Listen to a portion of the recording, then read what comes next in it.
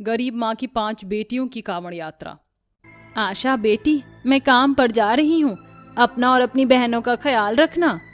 ये कहकर सीबो जैसे ही काम पर जाने के लिए घर से निकलती तभी अचानक उसे खून की उल्टियां होने लगती हैं। माँ तुम ठीक तो हो माँ? तुम्हें तो बहुत तेज बुखार है, चलो हम तुम्हें अस्पताल लेकर चलते हैं। आशा अपनी माँ को अस्पताल लेकर आती है, जहाँ डॉक्टर उसकी जांच करते हैं। जहाँ आशा डबडबाई आंखों से डॉक्टर को देखते हुए पूछती है, डॉक्टर साहब, मेरी माँ को क्या हुआ है? वो ठीक तो हो जाएंगे ना? देखो बेटा, तुम्हारी माँ को ब्लड कैंसर है, वो भी लास्ट स्टेज पर। इनकी जान बचाई नहीं जा सकती, बस ये कुछ दिनों की ही मेहमान है। डॉक्टर साहब, आप तो डॉक्टर हैं, आप लोगों की जान बचाते हैं, मेरी माँ की जान बचा लीजिए। 15 साल की आशा अपनी माँ की जिंदगी बचाने के लिए उस डॉक्टर के आगे बहुत गिड़गिड़ाती है, मगर डॉक्टर अपने हाथ खड़े कर देता है। पति की मौत के बाद सीबो ने अपनी 5 बेटियों का पेट पालने के लिए बहुत ही मेहनत की और अक्सर वो कई दिनों तक भूखी रह जाती है, जिसका नतीजा आज उसके सामने आ गया।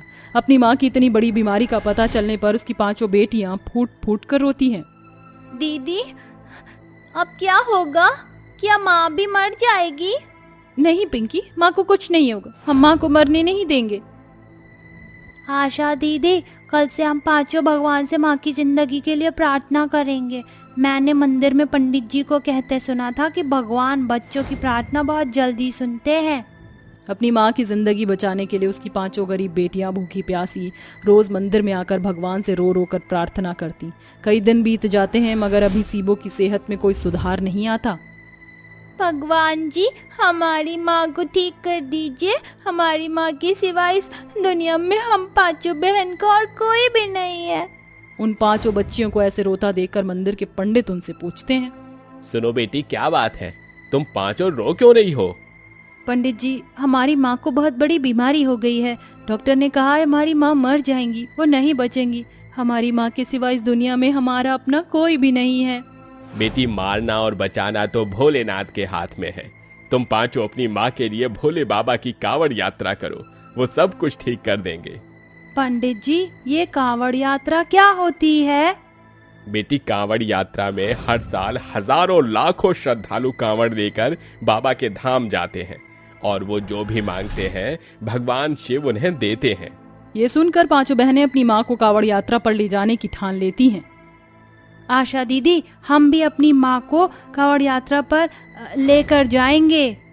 मगर उमा, उसके लिए हम 5 बहनों को पैसे इकट्ठे करने होंगे, हमें कुछ काम करना होगा। 5 बहनें भूखी प्यासी काम की तलाश में सारा दिन इधर से उधर दर दर भटकती हैं, मगर कम उम्र होने के कारण कोई भी उन्हें काम नहीं देता। आशा दीदी, कोई भी हमें काम नहीं दे रहा, ऐसे में हम माँ को कांवड़ यात्रा पर कैसे लेकर जाएंगे? अचानक आशा देखती है कि मंदिर के बाहर एक गरीब औरत बैठकर मंदिर में दर्शन के लिए जाने वाले श्रद्धालुओं को फूल बेलपत्र बेच रही होती है। जिसके बाद वो 5 बहनें भी इधर उधर से फूल बेलपत्र तोड़कर मंदिर के किनारे पर बैठकर उसे बेचने लगती हैं और कुछ दिनों में पैसे इकट्ठे करके कांवड़ का सामान लेकर घर आती हैं। जिसके बाद उमा और आशा कांवड़ के दोनों किनारों पर टिकाऊ टोकरी बनाकर मजबूती से बांध देती हैं। उमा, हम कांवड़ को इस एक टोकरी में माँ को बिठाएंगे और दूसरे में पूजा का सारा सामान रख लेंगे। चलो अब सब सो जाओ, कल सुबह होते ही हम 5 को माँ को लेकर कांवड़ यात्रा के लिए निकलना होगा। ठीक है दीदी। इसके बाद सीबो की 5 बेटियां सो जाती हैं, मगर सीबो को अंदर ही अंदर ये चिंता खाई जा रही थी कि उसकी बेटियां आखिर उतनी दूर सफर तक उसका भार कैसे उठाएंगी। अगली सुबह आशा और उमा कांवड़ की एक टोकरी में सीबो को बिठाकर पूजा का सारा सामान दूसरी टोकरी में भरकर नंगे पैर कांवड़ यात्रा शुरू करती हैं। चल कांवड़िया शिव के धाम, बम बम भोले, बम बम भोले, बम बम भोले। कांवड़ यात्रा लेकर निकलने के कुछ ही दूर पहुंचने के बाद बहुत ही जोर की बारिश शुरू हो जाती है, जिसमें 5 बारिश में भीगकर ठंड से ठिठुरने लगती हैं। आशा, उमा, पिंकी, दीपा, अंजू, मेरी बच्ची देखो कितनी जोर से बारिश हो रही है, थोड़ी देर कहीं ठहर जाओ, और वैसे भी तुम थक गई होगी। नहीं माँ, आपकी बेटियों की कांवड़ यात्रा बाबा के पास जाकर ही रुकेगी। बारिश के कहर को देखकर बाकी के सभी श्रद्धालु इधर उधर रुक जाते हैं, मगर सीबो की 5 गरीब बेटियां बिना रुके कांवड़ लेकर चलती जाती हैं। तभी अचानक एक नुकीला पत्थर आशा के पैरों में चुभ जाता है, जिससे आशा के हाथों से कांवड़ डगमगा कर गिरने ही वाला होता है। तभी उमा और दीपा कांवड़ की डंडियों को अपने अपने कंधों पर ले लेती हैं। माँ, तुम ठीक तो हो? दीदी, आपके पैरों में ज्यादा चोट लग गई है, आपको आराम की जरूरत है, हम थोड़ी देर के लिए यहीं रुक जाते हैं। नहीं उमा, हमें माँ को जल्दी से जल्दी लेकर जाना होगा, हम रुक नहीं सकते। मैं ठीक हूँ। दीदी फिर आप धीरे धीरे चलो, मैं और उमा कुछ दूर तक कांवड़ लेकर चलते हैं। अपनी माँ की जिंदगी के लिए आशा अपने पैर के गहरे घाव में भी चलती ही जाती है। पांचों बच्चियाँ पूरी रात पूरा दिन भूखी प्यासी बारिश में भीगते हुए बिना रुके चलती जाती हैं। तभी रास्ते में उन्हें भंडारे का प्रसाद बांटता दिखता है। उमा दीदी, दीपा दीदी, आशा दीदी, वो देखो वहाँ पर कांवड़ लेकर जाने वाले भक्तों के लिए भंडारा हो रहा है, चलो ना चलते हैं। नहीं पिंकी, जब तक हम कांवड़ लेकर हरिद्वार और नीलकंठ के दर्शन करके गंगा जल नहीं ले लेते हम कुछ नहीं खा सकते, वरना हमारी कांवड़ यात्रा अधूरी मानी जाएगी। ठीक है दीदी, मैं कुछ भी नहीं खाऊंगी। अपनी गरीब लाचार माँ के लिए वो मासूम बच्चियाँ अपनी भूख को भुलाकर भगवान शिव का नाम लेते हुए आगे बढ़ती जाती हैं। चल कांवड़िया शिव के धाम, शिव के धाम, शिव के धाम, बम बम भोले, बम बम भोले। आंधी बारिश तूफान से लड़कर पांचों बच्चियां बारी बारी से कांवड़ लेती हैं। सभी के पैरों में छाले पड़ चुके थे। कठिनाई भरे सफर के साथ पांचों बच्चियां कांवड़ यात्रा पूरी करके हरिद्वार पहुंचकर पूरी श्रद्धा से भगवान शिव की पूजा करती हैं। भोले बाबा, अगर हमने पूरी भक्ति और श्रद्धा से आपकी कांवड़ यात्रा की है तो हमारी बीमार माँ को ठीक कर दो। हाँ भोले बाबा, हमारी माँ को ठीक कर दो।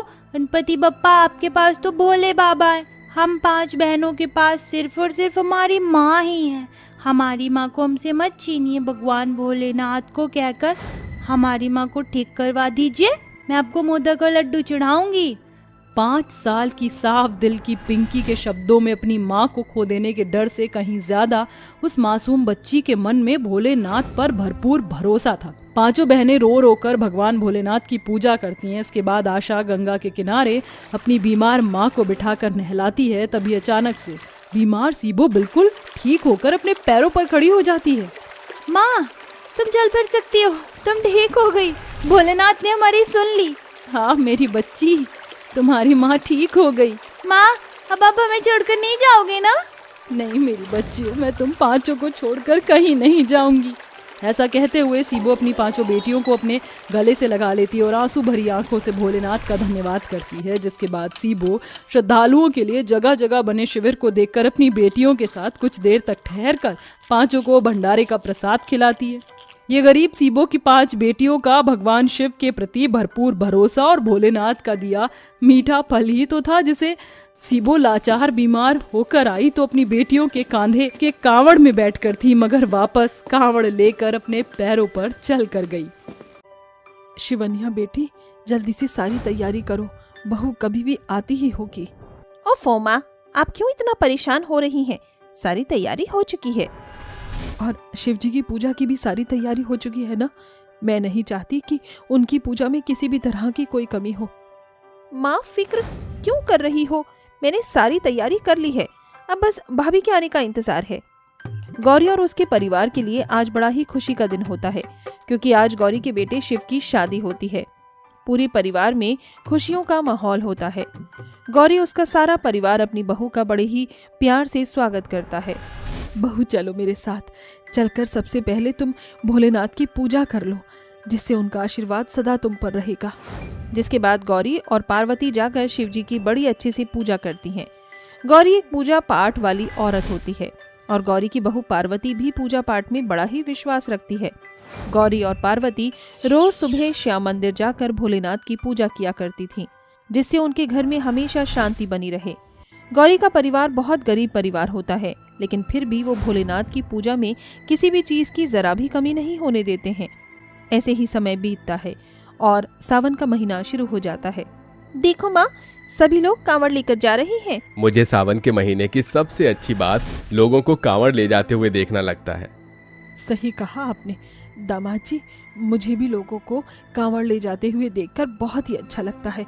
ये लोग कितनी मेहनत करते हैं ना, जाने कहाँ कहाँ से लोग आते हैं। इन्हें कितना चलना पड़ता है, कितनी चोट भी लगती है, फिर भी ये लोग हार नहीं मानते। काश हम लोग इनके लिए कुछ कर पाते। माँ जी, क्यों ना हम कांवड़ियों के लिए ठहरने का और उनके खाने पीने का इंतजाम करें? पार्वती बहू, ये तो बहुत अच्छी बात बताई तुमने, लेकिन इन सभी इंतजाम के लिए बहुत पैसों की जरूरत पड़ेगी और हमारे पास तो इतने पैसे हैं ही नहीं कि हम कांवड़ियों के लिए कुछ कर सके। माँ, क्यों ना हम एक काम करें, हम आज से ही अपने खर्चे कम करें। हम कोशिश करेंगे कि कम से कम पैसे खर्च कर सकें। अगर हम ऐसा करते हैं तो हम अगले साल के सावन के लिए पैसे जोड़ लेंगे, फिर हम कांवड़ियों की सेवा कर सकेंगे। शिव बेटा, ये तो तूने हमें बहुत ही अच्छी तरकीब बताई है। हम आज से ही अपने खर्चों को कम करेंगे। पूरे परिवार को शिव की तरकीब बहुत ज्यादा पसंद आती है, जिसके बाद पूरा परिवार कम से कम में खर्चा करने की कोशिश करता है। कम खर्चे करने की वजह से सबको बहुत सारी परेशानियों का सामना भी करना पड़ता है। गौरी, बहुत तेज भूख लग रही है, जल्दी से खाना लगा दो। आप बैठिए, मैं अभी आपके लिए खाना लेकर आती हूँ। ये क्या गौरी, आज तीसरा दिन हो गया है और आज भी खाने में सिर्फ दाल चावल ही है। घर में कोई सब्जी नहीं है क्या? जी वो मैं इस बार मंडी से सब्जी लेकर आई ही नहीं। अगर उस सब्जी के पैसे हम जमा करेंगे तो अगले साल कांवड़ के लिए वो पैसे हमारे बहुत काम आएंगे। दाल चावल बहुत कम खर्च में बन जाता है, इसीलिए घर में अब सिर्फ दाल चावल ही बनेंगे। गौरी पार्वती भोलेनाथ के बहुत बड़े भक्त होते हैं। गौरी पार्वती के साथ साथ पूरा परिवार भी भोलेनाथ को बहुत मानते थे, इसीलिए वो सावन के लिए पैसे जोड़ने में इतने जुट जाते हैं कि वो सभी अच्छा खाना तक बनाकर नहीं खाते। साड़ी ले लो, रंग बिरंगी साड़ी ले लो। बहन जी, ये साड़ी देखिए, कितनी प्यारी प्यारी साड़ियां हैं। बहन जी, ये रंग आप पर खूब खिलेगा। कितनी प्यारी साड़ी है, देखिए जरा। कितने की है ये साड़ी? बहन जी, सिर्फ 500 रुपए की। 500 रुपए की साड़ी खरीदने से अच्छा है ये पैसे मैं कांवड़ियों के लिए जमा कर दूं। साड़ी तो मैं फिर कभी खरीद लूंगी। शिवन्या साड़ी वाले को मनाकर और अपने मन को मारकर घर के अंदर वापस चली आती है। ऐसे ही समय बीतता है और सारा परिवार अपनी छोटी छोटी ख्वाहिशों को मारकर पैसे जमा करता है और वो समय आ जाता है जब सावन का महीना शुरू होने वाला होता है। सारा परिवार जमा किए गए पैसों से कांवड़ियों के लिए खाने पीने का, उनके ठहरने का और सभी चीजों का इंतजाम करता है। जो कांवड़ वाले उनके यहाँ ठहरते, सारा परिवार उनकी अच्छे से सेवा करता, नरम पट्टी करता और उनका ख्याल रखता, जिसे सभी कांवड़ियां उन्हें दुआ देकर जाते हैं। हर हर महादेव। महादेव तुम्हारा भला करे। तुम लोगों ने हम लोगों की खूब सेवा की है और हमारा अच्छे से ख्याल रखा है। तुम लोगों की जितनी भी परेशानी है वो महादेव जल्द से जल्द खत्म कर देंगे। हर हर महादेव। कांवड़ियों की दुआ पाकर सारा परिवार बहुत खुश होता है। पूरा परिवार बड़ी मेहनत से सारे दिन कांवड़ियों की सेवा करता था। अब पूरे परिवार ने ठान लिया था कि वो हर साल सावन के महीने में कांवड़ियों की सेवा के लिए सारी चीजों का इंतजाम करेंगे, जिसके बाद हर साल पूरा परिवार कांवड़ियों के लिए अच्छे से अच्छे इंतजाम करेगा। मुझे लगता है कि शिवजी की नजर हमारे परिवार पर पड़ गई है। देखिए अब कैसे हम हर साल कांवड़ियों के लिए सभी चीजों का अच्छे से अच्छा इंतजाम करते हैं, जिससे हमें कोई भी परेशानी नहीं होती। शिवजी की कृपा हम पर सदा ही बनी रहे। बहू तो ठीक कह रही है। कांवड़ियों की सेवा करके मुझे तो गंगा जल नहाने का सुख प्राप्त हो गया। ऐसा लग रहा है कि मैंने चारों धाम की यात्रा कर ली हो। मेरा मन तो बड़ा ही प्रसन्न है। इन सभी लोगों की सेवा कर मन को बहुत शांति मिलती है। कांवड़ियों की दुआ से और अपने किए गए अच्छे फल से शिवजी पूरे परिवार से प्रसन्न होते हैं।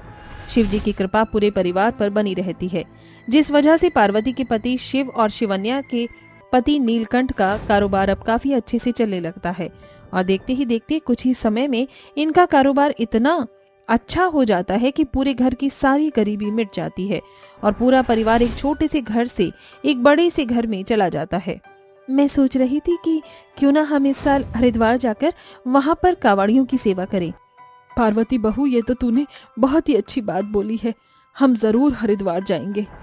जिसके बाद सारा परिवार हरिद्वार जाने की तैयारी करता है और अगले ही दिन हरिद्वार के लिए निकल जाता है। हरिद्वार पहुंचते ही पूरा परिवार कांवड़ियों की सेवा के लिए अच्छे से अच्छे इंतजाम करता है, ताकि कांवड़ियों को किसी भी बात की कोई परेशानी ना हो। माँ देखिए, सभी कांवड़ियाँ कितने ज्यादा खुश हैं। इनकी सेवा कर मुझे बहुत ही ज्यादा खुशी मिलती है। हरिद्वार आकर मुझे तो ऐसा लग रहा है कि जैसे मैं हरिद्वार नहीं स्वर्ग आ गया हूँ। चारों तरफ शिव जी का ही नाम है। मैं तो सोच रहा हूँ कि अगले साल मैं भी कांवड़ लेने जाया करूंगा। कांवड़ियों को देखकर मेरा भी मन करता है कांवड़ ले जाने का। जीजा जी, मैं भी आपके साथ कांवड़ लेने के लिए चलूंगा। ये तुम दोनों बहुत अच्छा कर रहे हो। शिवजी इससे जरूर प्रसन्न होंगे तुमसे। जिसके बाद अगले साल से शिव और नीलकंठ कांवड़ लेने जाया करते थे और बाकी का सारा परिवार कांवड़ियों की सेवा में लग जाता था।